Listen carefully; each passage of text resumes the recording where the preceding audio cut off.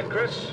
And we've had the order to fire up, start your engines, and moving off the pole will be David Pearson of Spartanburg, South Carolina. Alongside of him, Bobby Allison of Hueytown, Alabama. And this point should be made about those two men. Only 1/1000th of a second separated them in their qualifying speed. 49.790 seconds for David Pearson, 49.791 seconds for Bobby Allison. The speed's literally the same, 180.759 for Pearson, 180.755 for Bobby Allison. But there are plenty of chargers right behind them, and the start, as a matter of fact, this entire race could be one of the most dynamic of the entire season. We'll find out as we get ready for the start of the Firecracker 400. The Daytona International Motor Speedway, 2.5-mile tri-oval, the temperature in the low 90s, and as the pace car continues to lead the field of 40 NASCAR Grand National stock cars around the racetrack, Jackie, it would seem to me the biggest enemy for a lot of the fellas out there today is going to be the heat and humidity. Terribly hot. In a racing car in these temperatures, miserable. For a driver, he's been sitting in the car already for some time, and he really is hot. Track temperatures can be up to 140, in fact, whereas in the car itself, of course, temperature builds up as the race goes on. In this racetrack, you know, there's a lot of things. In fact, you can see even a speedboat. Just in case one of the cars does get into the lake, there's a diver on board. A great racing facility here and very safe indeed. Now let's set the first 5 rows for you as the field continues to follow the pace car. David Pearson, number 21 inside, Bobby Allison outside, Donnie Allison, car number 88, and Charlie Glotzback driving car number 90. In the 3rd row, it's Buddy Baker in car number 15 and Richard Petty in car number 43. In the 4th row, Bobby Isaac, number 28, Cale Yarborough, number 11. Number 35 is Dan Daughtry, and number 50 is A.J. Foyt. As they come down out of turn number 4, the pace car is pulling out of the way. And the field begins to get on it, and here we go with the Firecracker 400 for 1974. Coming through the tri-oval, the dogleg in the back, coming in towards the tri-oval, and the cars are away in a very nice tight pack for this first lap. Very well behaved field is through they go, with the dust flying in towards turn 1. And in turn number 1, it is Bobby Allison. Car number 16, the Matador, jumping into the lead. Watch car number 88 moving up alongside David Pearson. Donnie Allison moving inside. He's bidding for 2nd place, and following in his draft is Buddy Baker in car number 15. Bobby Allison has the lead. Donnie Allison takes 2nd place. Buddy Baker follows him, running right alongside. Here comes Cale Yarborough, moving inside of Baker, making a bid for leadership. But Donnie Allison passes Bobby Allison. And here comes Buddy Baker, picking up Donnie Allison's draft, and he moves into 2nd place. Baker bidding for the lead now as he moves up alongside Donnie Allison. They come sweeping down out of turn number 4. It's Baker holding the lead by just a few feet. And here comes Bobby on the inside, and he takes the lead. Right down on the low side of the speedway, almost on the flat of the speedway and the banking as well. Very tough in the car, but what a pass. As he goes into turn 1, he's got the lead. The American Motors Matador really taking it out there with Buddy Baker right behind him. Buddy Baker driving that white car, number 15, running right alongside and bidding for the lead, and coming down the straight, he is going to get the lead. David Pearson running low up near the wall. That red car on the left, that's Cale Yarborough, but Buddy Baker has gone into the lead. They're in turn 4, they're high in turn 4, the Matador right behind Buddy Baker, and the third car is A.J. Foyt, come right up. What a start from A.J. Foyt. He's come into 3rd position. This is something we didn't really expect this early in the race from A.J. Buddy Baker having been relatively inactive through the first half of the NASCAR Grand National racing season, but he's got Bud Moore's car out there in front right now. And A.J. Foyt has moved right in behind Bobby Allison. Donnie Allison and David Pearson very much in the competition for the leadership as well. But car number 50, A.J. Foyt came from the number 10 spot and is sitting number 3 right now. And Foyt in the draft of Bobby Allison whips out, moves alongside of Bobby. He's making a run now at Buddy Baker. Going into turn number 3, A.J. down low, and Baker is going to let it drift towards the top of the wall. That's where Buddy likes to run. A.J. can't hold it. He goes drifting up there as well. He's right in the slipstream. He's in the slipstream of Buddy Baker. He must be lining him up for a pass here as they come down to the dogleg again, to the start-finishing line, and he's right in behind. 4 cars really glued together, and he's trying to make a pass. He's trying to get through. A.J. Foyt's trying to make the lead, and in fact, I think he's passed. He's gone through, and A.J. Foyt's in the lead of this motor race. But Buddy Baker's still high. He's in the groove. He's in the best place as he overtakes once again. What a motor race right at the start of this 400-mile race. Buddy Baker fights him off and holds on to the lead as they screen down the back straight. Here comes Bobby Allison, car number 16, moving up and passing A.J. Foyt. He's going for the lead again as we continually shift leaders here in the early going of the Firecracker 400. And Bobby Allison is going to get the lead. I don't think Buddy Baker's going to be able to hold him off, and he is not. So it is Bobby Allison back into the lead as the field comes down out of turn number 4. And what we have here is about a 10-car draft. Bobby Allison on the red, white, and blue Matador, followed by the white car with blue letterings of Buddy Baker. Then two blue and gold cars, exactly Donnie Allison and A.J. Foyt, and Donnie's down low, getting alongside A.J. Foyt in a similar-colored car as he takes into third place. Donnie Allison now in third place. Donnie Allison's people preparing the car, and it's being run out of Allison's garage, the one that A.J. Foyt is driving. And again, Cale Yarborough gets awful tight on that wall coming out of the turn. But the leader, we got a car on the wall, and it's car number 61, Johnny Rutherford. So Johnny Rutherford, the Indy 500 winner, is on the wall and out of the race, and miraculously he gets that car down and out of the way, and nobody else was involved. Great piece of driving. Yes, the emergency crews head for the car, but I think everything's okay. I think Johnny Rutherford's fine. I see him moving around in the race car. He's undoing his seat belts, as you can see right now. He's okay. He's perfectly fine. But what a disappointment for him. Indy 500 winner, and so often the case. What happens after a great win like that? The race continues, of course, under the yellow. Johnny Rutherford climbing out of his car now, up on top of it, indicating to the crowd and to all of the safety officials that he is all right, and for that we are indeed thankful. Under the yellow, the entire field will close up. I don't know about the finish, but this start has really been something to see, and we'll have more of the same for you from the Firecracker 400 in a moment. Well, John, it was a short 400 for you. What happened? Well, I think I cut a right rear tire going through the dog leg or in the short chute to the first turn because I heard something loud hit the bottom of the car like a piece of metal I might have picked up, and as I eased out of it, trying to feel it into one, well, the thing went flat, and I turned sideways and slid for a while, then backed into the wall. Are you okay? I banged my ankle a little bit, but it's nothing serious, just a little tender right now. This is the first time Betty hasn't been smiling at a race since the end of May. No, I'm smiling. He's all right. That's the important part. The Rutherfords, John and Betty with Chris Sikonomaki. The green flag is out, and we are running full bore again in the Firecracker 400. During the yellow light, we had some changes up front. David Pearson, car number 21, back into the lead. Bobby Allison, car number 16, is second. Richard Petty in car number 43 is running at third place right now. Tightly bunched, it is Bobby Allison, car number 88, fourth, and Buddy Baker in car number 15 is running a five-car draft, screaming along right now. David Pearson right high on the banking as they go into that back straight, the long straight. You can see the Matadors catching up, the Matadors passing. In fact, the red-white Matadors taking the lead. Richard Petty's following him through. Donnie Allison there, he's trying to make a pass. My goodness, David Pearson is being passed by 3 cars within just a very short distance. Richard Petty following Allison, Petty in a Dodge. Donnie Allison in a Chevy. Buddy Baker closing right in behind. The Mercury driven by David Pearson now, and Buddy is driving a Ford. But it's Petty right on the bumper of Allison, and the Firecracker 400, remember, is the one major race that Richard Petty has never been able to win in Grand National competition. This must make him very happy indeed to be high up here, and it must really make the fans happy because he's such a big favorite. Richard Petty now in second position, right behind Bobby Allison in the Matador.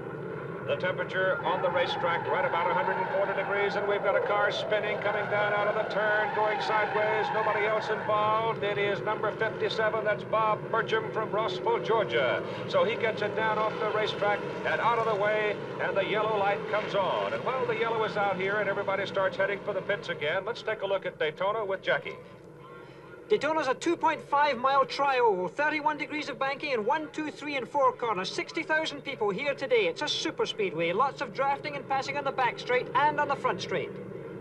And under the yellow, everybody headed down pit road. Richard Petty, first of the leaders to hit his pit. Bobby Allison stopping there at his pit. David Pearson, Cale Yarborough, Buddy Baker, they're all down at the other end. Donnie Allison's in his pit. You see that Cale Yarborough's car number 11 is already flat down. Tires have been put on it. Fuel is aboard. He is the first of the front runners to get out. Here comes Richard Petty, streaming down pit road. He's out in a hurry. Buddy Baker's going to be next out. David Pearson's going to follow him. So everybody is out in a hurry, except for A.J. Foyt. They're working on sheet metal on the right side of his car. Before the race today, Chris Economaki talked with A.J. about 1974. AJ, you seem like a different person this year. You're looser and more flexible. You seem to take the highs and the lows of your career a little bit easier. What's happened to make you this way? Well, I felt that we had a good shot of winning a lot of races this year, and we worked real hard for the last 3 years to be in the position we are. And it just seems like everything went wrong. It's one thing or another, and it's really been nobody's fault. It's just we haven't had no racing luck this year, and all I can hope is next year that we can turn this thing around again. And, well, look at this year. It's over with, and the 3 Indy races over with, and I'm looking forward to going back to Indianapolis next year. Some pre-race comments of A.J. Foyt. Should be a short yellow. We'll have more racing from Daytona International Motor Speedway in just a moment. And as we come back to the action here at the Daytona International Motor Speedway, the green flag is out, and it's Richard Petty holding the lead with Donnie Allison, car number 88, right behind him, followed by Cale Yarborough, Bobby Allison, David Pearson, and Buddy Baker. And here comes Donnie Allison moving down low and bidding for the lead, and he's got it. Donnie Allison goes into the lead, and Cale Yarborough drafts right along behind him. Really close motor racing. The cars almost touched there. I think Cale Yarborough and Richard Petty must have been just inches apart as they're into the high banking with Donnie Allison and the gold and blue car in the lead with number 43, Richard Petty, right up behind him. You can see Petty closing up. There's no driver on the racetrack gets closer to other cars or to the wall than that matter than Richard Petty, number 43, in second position behind Donnie Allison. Donnie Allison having moved his entire racing operation down here just a few hundred yards from this racetrack at Daytona. Cale Yarborough suddenly jumping into contention, but is immediately passed by Bobby Allison. Bobby taking the draft just whipped right by him. So he's been getting a lot of good horsepower performance out of his racing machine today. There's really been first-class drafting going on. Really what you expect to see here at Daytona. They've been drafting all the time. You can see them getting tucked in behind each other, using that slipstream, gaining a lot of speed, both on the banking and on the straight. You can see there's long shot coming out of turn 2. The cars are coming up there, headed by Donnie Allison, and there Bobby Allison comes right out, trying to overtake, getting alongside. As they go into turn 3, you can see the car going underneath there. Number 16, Bobby Allison takes the lead from brother Donnie. Richard Petty continues to run in third place. Running fourth is Cale Yarborough, and Buddy Baker now has moved up into the number 5 spot as David Pearson has dropped back to number 6 position. The 4-car train here going around with the 2 Allison brothers leading the way with Richard Petty up there and, of course, Cale Yarborough sticking in very close. The weather has become a bit more mucky, too. Some heavy clouds have moved in, and there is very imminent possibility of some rain before this race is done. High on the banking, coming off turn 2 again. This high-speed locomotive coming up towards turn 3. Very high speed indeed. You can see how wide the racetrack is here. You see the move out by Donnie Allison there as he again makes a move for the lead and grabs it as he takes the draft and just slingshots right past his brother Bobby. High-speed drafting all the way around, and there's a spin. There's a car coming down low on the banking. He's going back up the banking, and he's coming straight behind. The car just nearly hits him. Wow, we could have really had a fender bender there. Somebody came way down off the racing surface to avoid David Cisco, car number 05, Cisco from Nashville, Tennessee. And that immediately brings out the yellow, and of course that's going to bring everybody back down pit road for tires and fuel. And I got to say this, bad luck for David Cisco, but good timing, it seems, for most of the leaders. And let's watch David Pearson in car number 21 as he brings the Mercury into the Woods Brothers pit. There's Junior Johnson Chevrolet whipping down as Cale Yarborough brings it to a stop. And Buddy Baker pulls the Ford in right between them. You see, some will take right side tires, some may even take 4 tires. And the hood is up on the leader of the race, Donnie Allison. Donnie Allison, car number 88, leading the race when Cisco had his spin. And when the hood goes up, it's bad news, and here comes Donnie out of the car. A very despondent man, already got his crash helmet off. He's out of the race car, a very slow move, hands and hits. I'm afraid it looks like the end of the day for him. Here's number 16, Bobby Allison, getting out. Here's Chris Economaki with Donnie Allison. We talked about luck before the race, Donnie. It's really frowned on you today, hasn't it? Yeah, Chris, I don't know. I felt so good about today. We've just ran so good since we've been here. We haven't had any problems, and I really didn't anticipate falling out of the race. We didn't turn the engine. Well, we could have turned it, you know, trying to be a little easier on it, but I don't know. We just can't get it together for some reason, and we're going to whip this one of these days. Uh-oh, you see the umbrellas. That's the first sign that we're getting a little bit of rain. Not much, but a little bit. So we'll keep them out on the racetrack behind the pace car under yellow, and it might very well be a long yellow. So while we're waiting for racing to resume, let's go to Toronto, Canada for indoor soccer and join Bill Fleming. All right, Bill, and we're running full bore under the green flag here at Daytona and the Firecracker 400 with David Pearson, car number 21, holding the lead. The Mercury, car number 43, Richard Petty, the Dodge, right behind him, and they've sort of pulled away from the pack. But that pack is really tight with Bobby Isaac, number 28, Charlie Glotzbach, number 90, Buddy Baker, number 15, Cale Yarborough in the red car, number 11, moving very swiftly along the top of the track up there, and he just moved past A.J. Foyt. As a matter of fact, it looks to me like A.J. Foyt now is beginning to back off the pace some and lose ground to the leaders, but the rest of them look very, very strong. Here goes Charlie Glotzbach in car number 90, the blue car, moving past Bobby Isaac, and here comes Buddy Baker passing them both. So Buddy Baker picks up a draft from the move by Glotzbach and goes whipping by both cars, and Cale Yarborough is moving up the joust again for third place. In the meantime, the two leaders are David Pearson and Richard Petty, and they've put quite a gap between themselves and this pack. Right now, it's Buddy Baker holding the number 3 position, and here are your two leaders, with David Pearson having won 3 times so far this year, and Richard Petty having won 5 times. One of the closest races I've ever seen in the NASCAR trail. It's been terrific. The number of lead changes is unbelievable. This long shot you can see, this 1 mile back straightaway, you can see the cars leading up here. It doesn't look very fast, but in fact they're going flat out, as you can see Richard Petty trying to see if he can get past in the slipstream before he goes into turn 3. A real big traffic jam there. About 10 cars in that pack that's just going out of the picture. And you can see here the gap that Pearson and Petty have been able to put between them and the rest of the field. Third place, it is Buddy Baker, and he has plenty of competition as Charlie Glotzbach, Bobby Isaac, Cale Yarborough all hang in there. Bobby Allison, David Pearson now in the Woods Brothers Mercury, and Richard Petty in the Dodge, running very smoothly, running just about in any groove they want. And here's A.J. Foyt in the Chevrolet, car number 50, down pit road. We indicated earlier that A.J. looked like he was falling off the pace and losing ground to the leaders. And now he's in. They bring out right side rubber for the car. But let's see if there isn't something else wrong with it, because the minute they go to the front of it and start pulling the pins to lift the hood, that's usually very expensive. And here comes Pearson and Petty around, and they will right now put A.J. Foyt a lap down. And as you can see, Pearson and Petty increasing the gap between the two front cars and Buddy Baker, who's running in third. And looking back down pit road, Foyt is through for the day. Here's Chris with him.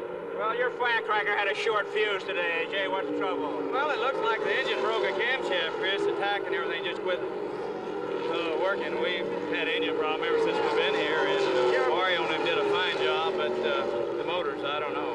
You look really competitive, AJ. We were real competitive. We were just playing it cool. I wasn't trying to charge. I did it first, and I seen I could run up front pretty easy, and I was just playing kind of a cat and mouse game, hoping to chase the jinx that I've had all year, and trying to get up front and trying to win the race. But I'm kind of getting used to this year, falling out. So the Dygard team of Donnie Allison and A.J. Foyt both gone. The order now: David Pearson, Richard Petty, Buddy Baker, Cale Yarborough, and Bobby Allison. More after this.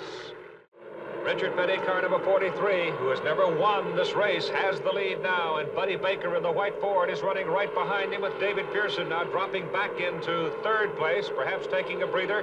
Buddy Baker using the slingshot, trying to go down low. It looks like Buddy wants to take a run at Richard for the lead right here. He moves up alongside of him. It's now a horsepower match between the Ford and the Dodge, with Baker in the white car down below, and he does get the lead. So Baker, the big guy from Charlotte, North Carolina, goes into first place as this comes sweeping down onto the back straight, and they're moving it close to 200 miles an hour, and look how close they are. Wow! As Richard Petty just literally almost touching Buddy Baker. That's worth another look, so let's go back and have a look at it as Richard Petty and Buddy Baker scream along the back straight. Jackie? I've got a tremendous admiration for these drivers at this speed, up to 200 miles an hour, and they've got to have total trust in each other. Just look at that, only inches apart. This is where drivers really turn out to be men. Wonderful driving. And if those cars, as we come back to the action and look at them coming past the grandstand, if they were to touch going at that speed, goodness knows what might happen.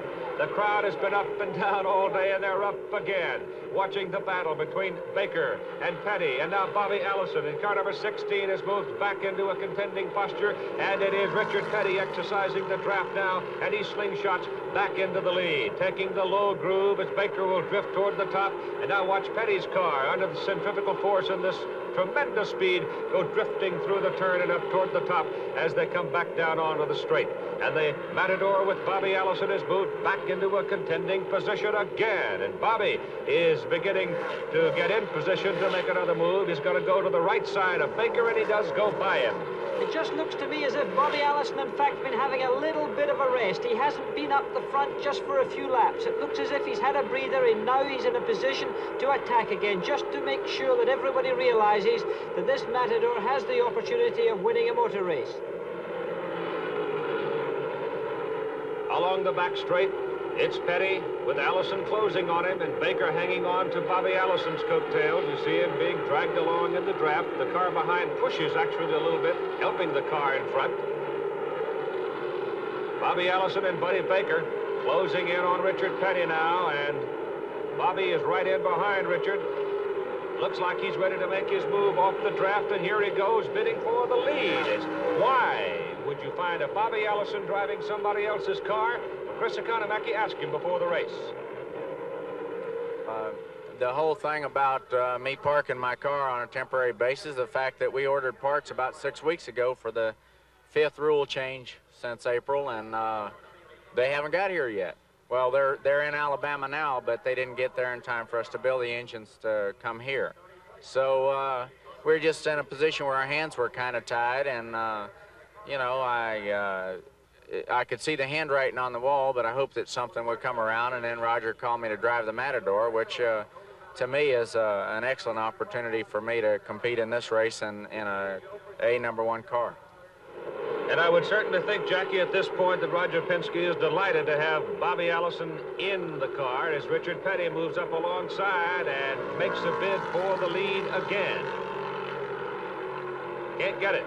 And now Richard, almost instinctively realizing he wasn't going to be able to do much going into that turn, just lets Allison and Buddy Baker slide on by him. So Richard drops back into the draft in the #3 spot. This is, of course, where you see a totally experienced driver. Richard Petty obviously recognizing that that was not the moment to charge. A very mature driver indeed, with so much experience. This is what you can... And there's a car with smoke coming out of it. Charlie Glotzbach coming down off turn 2 onto the back straight. Obviously an engine's gone wrong.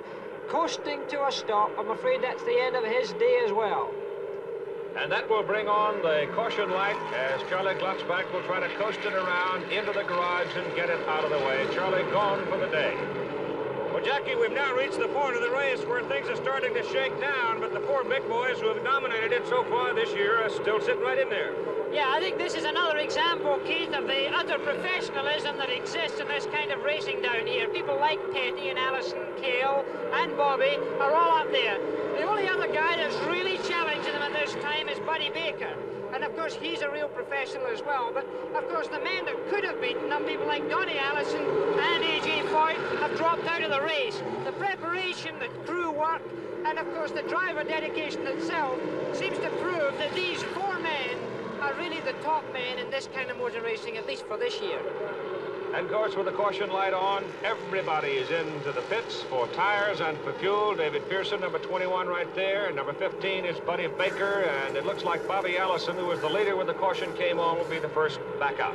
We'll have more racing later from Daytona, but while the yellow light is on, let's rejoin Bill Fleming and Dennis Storer in Toronto for more soccer action indoors. This is Keith Jackson along with Jackie Stewart here at Daytona International Motor Speedway. And while we've been away, David Pearson in car number 21 has moved back into the lead. Richard Petty, car number 43, is running in second place. Bobby Allison, number 16, is third. Cale Yarborough, number 11, is 4. Buddy Baker, car number 15, is running in the number 5 spot. Bobby Allison now swings out of the pack, moves up alongside Richard Petty, trying to get himself in a groove down low to go past Petty and into second place. And that's exactly what he's able to do. The big man at the front, however, is still the old grandfather, David Pearson, up there in number 21, with, of course, the Matador, number 16, the red, white, and blue car, followed by Richard Petty, number 43. Richard Petty, of course, is such a big and popular man down here. The Matador is closing up again on David Pearson on the banking, high up in the banking. Look how high they're on the banking. Now, wait a minute, there's something wrong with Petty. He's fallen right back. He's fallen right behind Buddy Baker. He's coming off number 4. He must be going into the pits. He's gone very low. This is a big disappointment. He's on the green on the track. This means he's going to be very expensive in time. Richard Petty coming in. What can be the trouble? He's got a flat tire, Jackie. The right front tire gone flat on him. Apparently run over something out there on the racetrack and cut it. They'll put new rubber at both wheels on the right side. He'll take on fuel. They scrub him down, give him a drink of water. A couple of things to consider now. Richard Petty, sitting here, does not want to be lapped by the leaders because they're now going down the back straight. But the most important thing for Richard is he may be having his chances to win a Firecracker expire right here as Bobby Allison goes past David Pearson. Because even if Petty is able to get out without being lapped, he still must have the element of luck, a caution light that would enable him to close up. If he does not get the yellow light here in the late stages of this race, he will literally have no chance to win it. But he is going to avoid being lapped as he gets out down pit road, and he will be running in the same lap with the leaders. So the order now, Bobby Allison, David Pearson, Buddy Baker, Cale Yarborough, and Richard Petty, and we'll be right back with more racing from Daytona. The running order, Bobby Allison, David Pearson, Cale Yarborough, Richard Petty, and Buddy Baker. And Allison drops off the pace. He's headed for the pits under the green to take on tires and fuel. That moves David Pearson into the lead. Now, Buddy Baker, running right behind David Pearson right there, is a lap down to Pearson. He was also a lap down to Allison, but with Bobby pulling in under the green, Buddy Baker has been unable to unlap himself against Allison. He must still do it against David Pearson, but surely Pearson must be facing a pit stop soon. Buddy Baker having lost the lap to the leaders because of a pit stop under the green. And as the Roger Penske crew struggles with Bobby Allison's car, it seems to be taking a little longer than normal, Jackie. This looks like a lengthy pit stop, and certainly now he's accelerating out the pit lane. He's got a lot of power in there as you see the car sliding out and snaking up the pit lane so that Bobby Allison can get back into the race in number 16. All right, David Pearson is the leader. He is due for a pit stop. And here comes the sign for David Pearson. So that means as Pearson comes down pit road, Buddy Baker is back on the same lap with the leaders. Yes, the Wood brothers, obviously one of the finest pit crews in the business, about to tack David Pearson's car. This is one of the artful moves of motor racing to get the Wood brothers to work for you. I wish we could have them in Europe. They are absolutely fantastic, the finest in the world. It looks so relaxed, but look how efficient they are. All right, Cale Yarborough, right at this particular moment, is the leader on the racetrack, but he is also due for a pit stop as David Pearson comes out, and here comes Yarborough down pit road. Now this, for the moment, will put Richard Petty into the lead.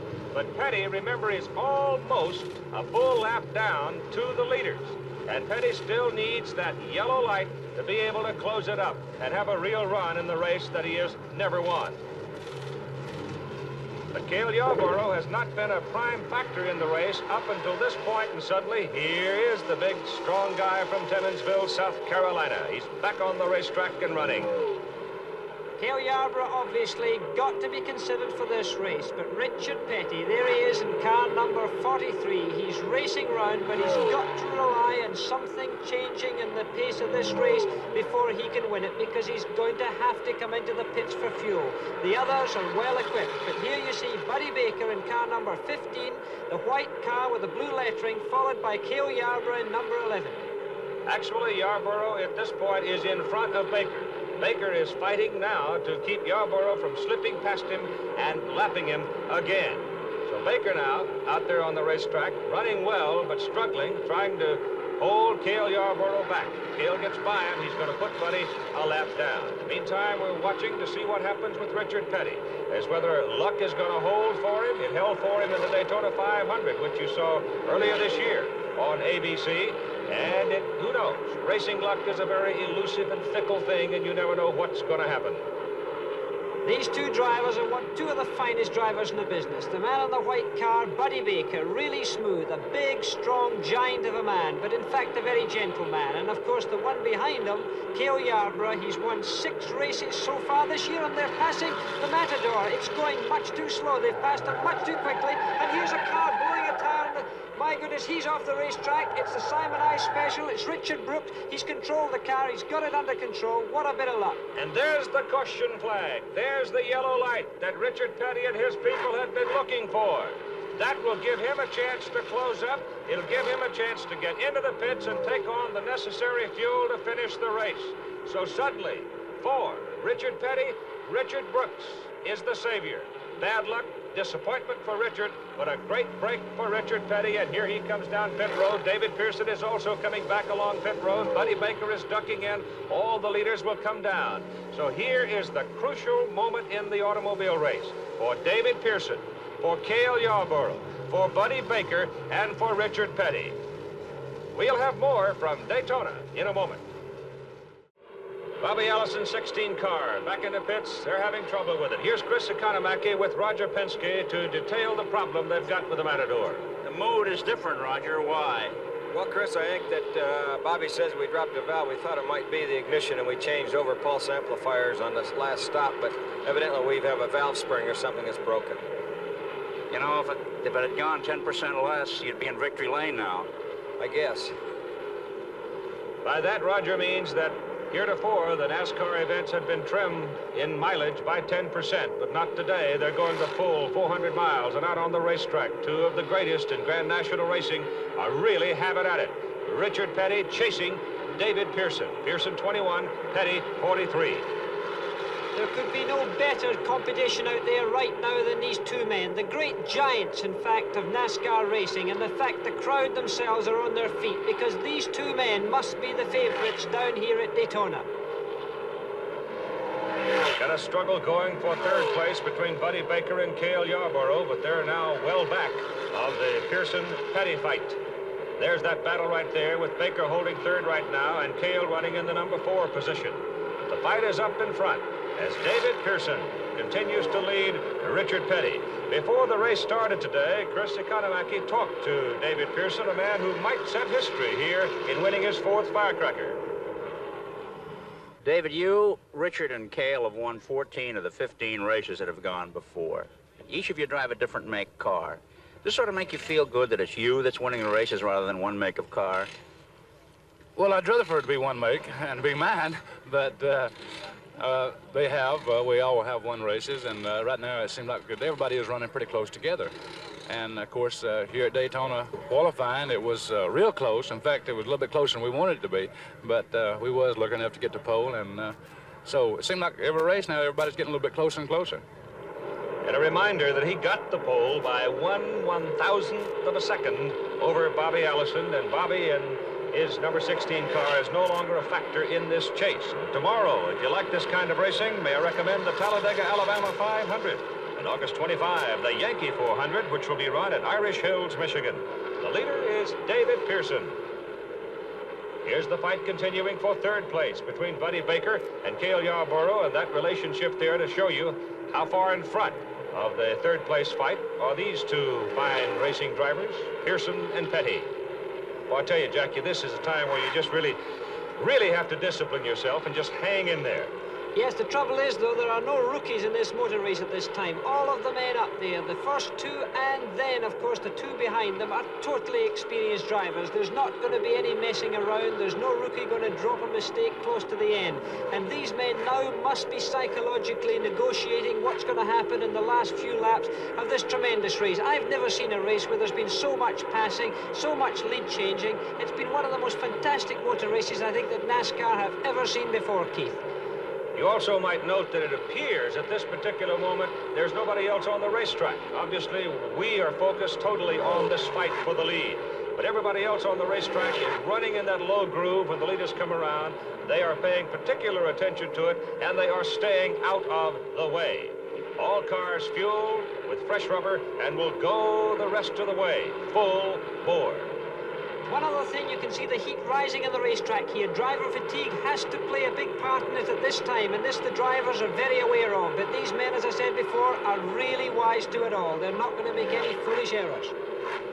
Just before the start of the race, Chris Economaki talked with Richard Petty, a quiet, introspective man. You've had great success in the 500 here, Richard, but the 400 has escaped you. Does it bug you that you're not able to win the 400? Well, not really. The last 3 times we've run second, and I told him I'll run second in any race to get to win the big 500, so I'll trade any day. Richard Petty has won the big 500 5 times, but he's never won this one. Here's that fight for third place. Buddy Baker in the white Ford, number 15. Cale Yarborough in the red Chevy. They're really raging a battle back there for the number 3 spot. Meantime, up front of the shimmering heat, it is still David Pearson leading Richard Petty, and they're in the final 2 laps of the race. This is unbelievable to see these cars this close, particularly these 2 men, because the crowd must be on their toes at this time to see Pearson and Petty going this way. What can possibly happen in this very last lap that's just coming up? Not to mention the 3rd and 4th battle. Right, coming down out of turn number 4, coming down past the start-finish line. And Pearson backs off for Petty. Something wrong with Pearson. Petty takes the lead. I think Pearson backed off of it. It looks almost as he ran out of petrol or something. I've never seen anything like this happen before. It could be very bad luck for him, but my goodness, what an advantage. Richard Petty. The crowd are absolutely on their feet and yelling. Richard Petty's got an enormous advantage. 300 or 400 yards, it looks like, on that back straightaway down there at almost 200 miles an hour. And there is David Pearson falling back on this very last lap of this fantastic race, but he seems to be closing up, Keith. To have stopped so suddenly, to have suddenly slowed up like that, makes me think, though, Jackie, he backed off on purpose because obviously he's still got horsepower, and he's now closed it right in behind Richard Petty as they turn and come for home. Can Pearson slingshot him as he comes down low? Petty may run him into the fence, and it's going to be Pearson winning it. An incredible, daring move, and it paid off for David Pearson.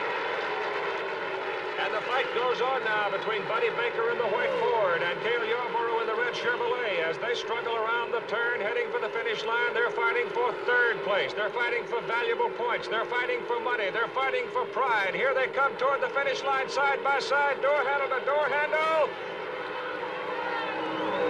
I don't know who's 3rd. Absolutely impossible for the naked eye to determine. We'll have to wait for a picture on that one. We'll be back with it in a moment. Official finishing order. David Pearson 1st, Richard Petty 2nd, Buddy Baker, Cale Yarborough dead heat for 3rd, Bobby Allison 5th. David Pearson headed for victory lane, and let's go back to the finish and have another look at one of the greatest finishes I've ever seen. As they turned down off turn 4, it became obvious David Pearson had the edge in horsepower. The question was, could Richard Petty hold him off? And right here we got our answer, as Pearson literally came to the very edge of the racetrack to slingshot Richard Petty and take the victory by the margin of 1 car length. Now let's go down to victory lane. Well, you're a crotchety old grandpa, David. I'll tell you, that finish was something else. Well, Chris, I knew that if I let him stay behind me, that he would draft me and beat me, so I just backed off right there at the last flag, at the white flag, and let him go on by, then I got him back, coming off 4. You know, David, I've never seen a driver so in control of the situation as you were. Didn't you have any doubts at all that you'd win? Well, oh, yeah, I was all the time. I really didn't know for sure where I could get him back or not. In fact, I like to slow it up a little too much when I let him go by me. Well, if Richard had done that to you, would you feel a little insulted? Well, if he'd done that to me, I'd have backed off and stayed right behind him. Richard, what a finish. What exactly happened? Well, we got to the start-finish line in the last lap, and he let off on it and let me get about 300 yards ahead, and he had enough horsepower that even going down the backstretch, he had to sort of feather out of it to keep it passing me going in the corner over there so that he could make a spectacular coming off the corner, and that's just how simple it is. Now, when he came off the power, what did you think? Do you think that something had gone wrong? What was your immediate reaction? When I was right behind him and being he let off all the way, if he'd have feathered out of it, then I would have, you know, figured what he was doing. But when he went all the way off on it, then it kind of scared me because I like to run over him. You know, I wasn't expecting him to run off on it, and it was really a dangerous move from that standpoint. So you really did get a big surprise. Yeah, really. I had to jerk the car around, you know, and I got a little bit out of shape, really, to jerk it around and miss him. And it was just one of them things that I think that is awful obvious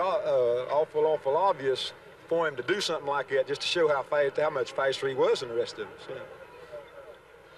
All right, Jackie and Chris, thank you. About third place, let's have a look at that, because here we had a piece of history as well.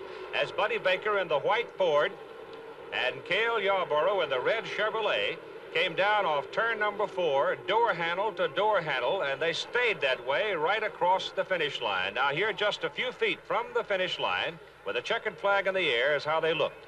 And as we slow the picture down to bring them right up to the finish line, you can see there is no way in the world to separate them. So for the first time in NASCAR Grand National Stock Car Racing history, we have had an official dead heat. The first 4 ran the full 400 miles. Bobby Allison missed the 400 miles by just 1 lap. So that's the story of the Firecracker 400 for 1974. This is Keith Jackson along with Jackie Stewart and Chris Economaki. Remember to stay tuned now for the PGA Golf Championship following immediately over most of these ABC stations except on the West Coast. The executive producer of ABC's Wide World of Sports is Rune Arledge. Firecracker 400 produced by Chet Forte. Directed by Bryce Wiseman. Soccer produced by Ned Stecco. Directed by Lubo Pacelli. Coordinating producer of ABC's Wide World of Sports is Dennis Lewin. Director of Program Planning, John Martin. Associate Director in Toronto, Jack Gallivan. Next Saturday, ABC's Wide World of Sports returns to our normal time, 5 Eastern and Pacific, 4 Central Time, as we bring you Olga Korbut and the Soviet gymnast from Expo 74 in Spokane, Washington, along with the NCAA Volleyball Championship from Santa Barbara, California. Tomorrow, over most of these stations at 4 Eastern Time, we'll continue our PGA coverage. Travel arrangements made through and promotional fee paid by United Airlines, flying roomy DC-10 and 747 friendships to 18 U.S. cities. United Airlines, the friendly skies of your land. Today's program pre-recorded.